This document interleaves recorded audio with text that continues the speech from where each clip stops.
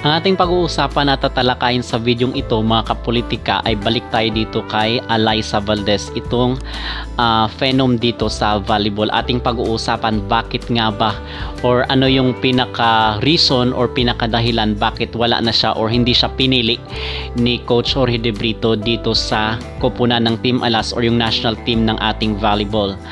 Bago ang lahat ay huwag kalimutang mag-like at mag-subscribe na rin kayo para updated kayo dito sa ating mga latest issue. So yung reason kung bakit natin ito pinag-uusapan kasi ako is naisip ko, nag-wonder ako bakit wala itong si Alyssa Valdez dito sa koponan ng Team Alas where in fact siya ngayong naging image ng volleyball dito sa ating bansa. And at the same time nasa 30s pa lang naman itong si Alyssa Valdez. Actually ang mga Brazilian nga is nasa 40s na, is naglalaro pa rin para sa kailang national team. Okay, so itong si Alyssa Valdez is nasa 30s lang, 31 years old lang siya. Ay bakit hindi siya pinili ni Coach Jorge De Brito? Ito yung bigyan natin ng opinion. Bakit nga ba? Sa tingin natin, ito yung ano yung pinaka-reason bakit hindi siya napili at hindi na siya pinasali dito sa Team Alas. Kasi andito naman sila sila Toots Carlos at si Gemma Galan sa pinili ni De Brito. Yun nga lang is binangko na naman sila and may possibility na naman na sa susunod na games ng Team Alas dito sa Vietnam, sa Thailand at sa Indonesia ay mababangko na naman itong sila Gemma Galanza at si Toots Carlos dahil nga andyan na naman sila sila Cici Rondina, sila Laure, sila Solomon at si Bella Belen. So may possibility na mababangko na naman itong dalawang key players ng Creamline. But ngayon sa videong ito is ating pag-uusapan itong si Alyssa Valdez kasi meron tayong mga nabasa-basa doon sa mga comment section at the same time nag-research rin tayo ano ba yung pinaka-reason bakit wala na siya dito sa Team Alas. Kasi hindi pa naman nag-retire itong si Alyssa Valdez at ang sabi nga niya is gusto pa niyang laruin talaga ng pinaka 100% yung kanyang skills dito sa volleyball bago siya mag-retire. But again, sinasabi natin ito doon sa ating mga previous video na siguro is napag-isip-isipan na rin ni Alyssa Valdez ang pagre-retire dito sa volleyball kasi wala naman na siyang dapat pang patunayan. Okay, so sa tingin natin yung pinaka main reason talaga kung bakit kasi sinasabi doon is may naiinggit daw itong si De Brito dito kay Alyssa Valdez or sa Team Creamline. Okay, dahil dito sa Akari na kung saan is yung nasa PVL pa itong si De Brito is hindi manalo-nalo itong Akari dito sa Creamline, which is sa tingin naman natin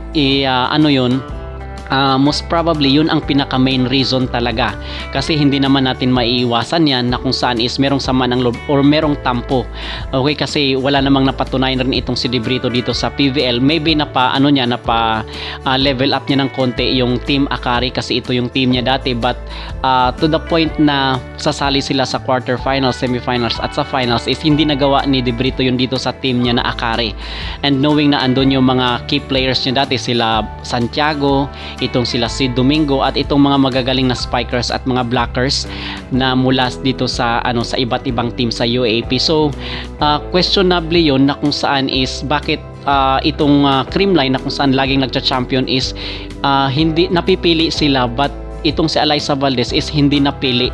Okay, at isa yung sa pinaka main reason siguro itong issue dito sa PVL, itong laging natatalo ng Creamline itong Akari Chargers. At pangalawang reason na sa tingin ko is maybe hindi nagagalingan itong si Coach Jorge De Brito dito kay Alyssa Valdez kasi ang sinasabi daw doon base doon sa performance sa PVL ni Alyssa Valdez is medyo humina naman na rin talaga siya.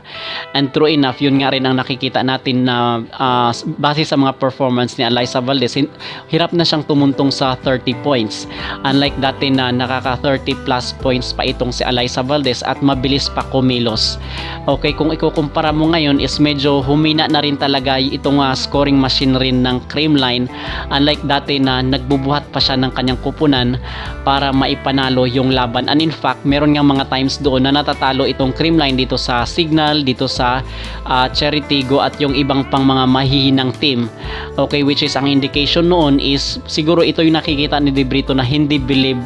Okay, ito yung isa sa mga possibility, hindi believe si De Brito dito kay Alyssa Valdez.